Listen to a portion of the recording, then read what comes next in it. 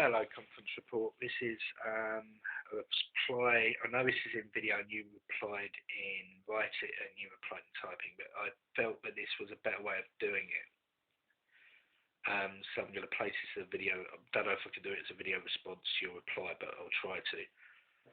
You asked where is the will at the rehearsal stage and I used car driving originally as the example of a rehearsed response that of an automatic response. It can be so automated that you do it even if it isn't a desired response, i.e. taking a wrong turn on a journey on a familiar road, or you were expected to do another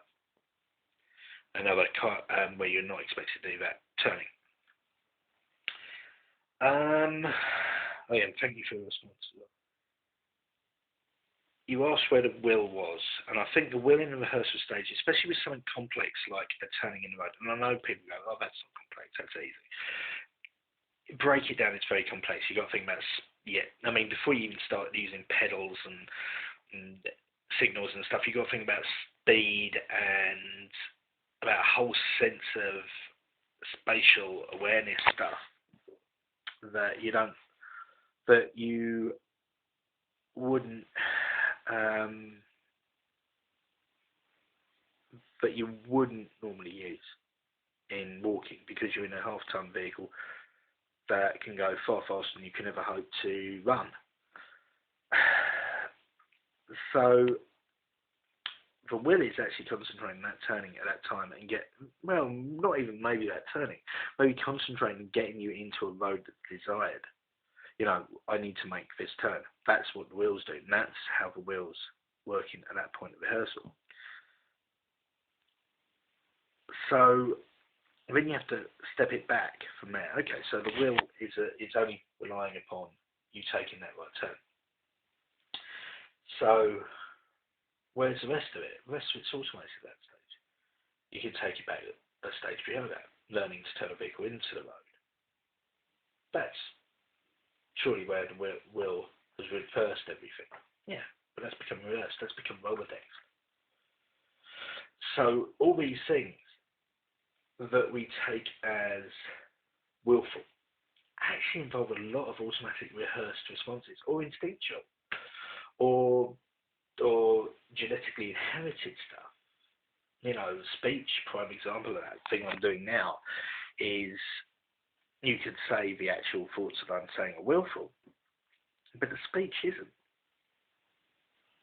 The speech is a genetically inherited trait.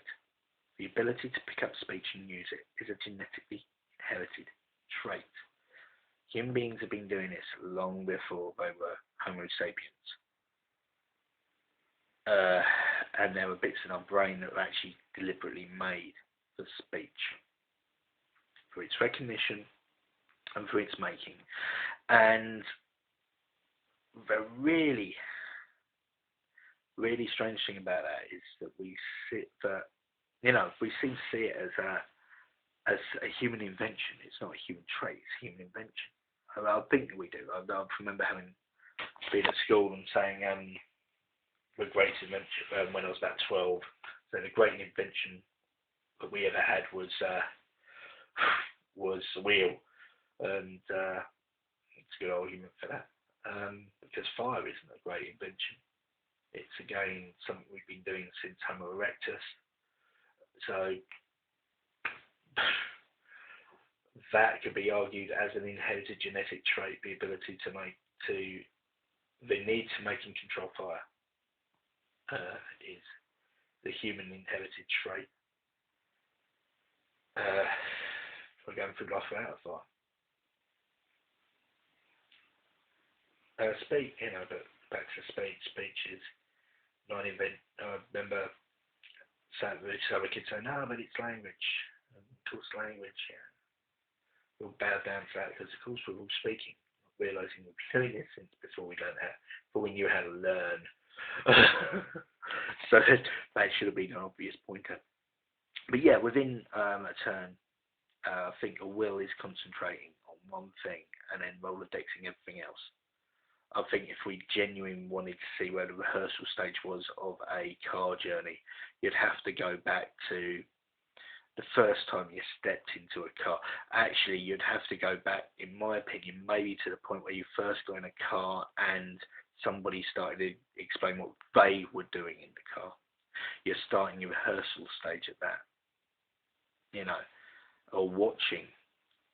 So you could have started the rehearsal stage of that very turn in the road when you were aware that you were in a vehicle and that somebody controlled that vehicle at the front of it, which may be before you even have, we're talking about me, before I even had consciousness, you know, before I was even consciously aware I was making that learning process. Yeah, so when we talk about will, how much of us is will? Maybe it's just the facade of what we'd like to think of us. Maybe it's just this set of automated responses that we've organised into some coherent way of looking at ourselves. You know, we like to think that we did something willfully, and when we think about it, actually, we did it automatically. We did it instinctually. We did it as a learned response to stimuli. I mean, this video could be just a learned response to stimuli in some ways. You put down a message. I figured this is going to take a lot longer than a mere something or other. I don't know how many characters you can use. About 500. I don't know. More than a tweet. So I decided to make a video, and that could be just a learned response. Pavlov's dogs. Maybe that's all we are. Very, very complex Pavlov's dogs. Ring the bell and we drool away. And there's a lot of things in human society that look a lot like that.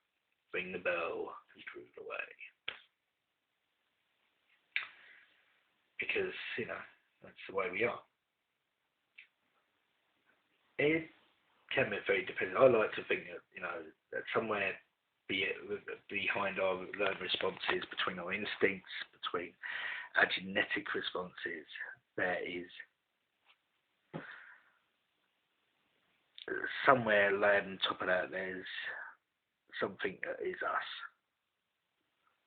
So it tries to be the puppet master, it tries to pull all this junk that we do in some kind of sense. Anyway, have a really good day. I'm about to go off to work, so Doug the Slug with Doug. Bye bye.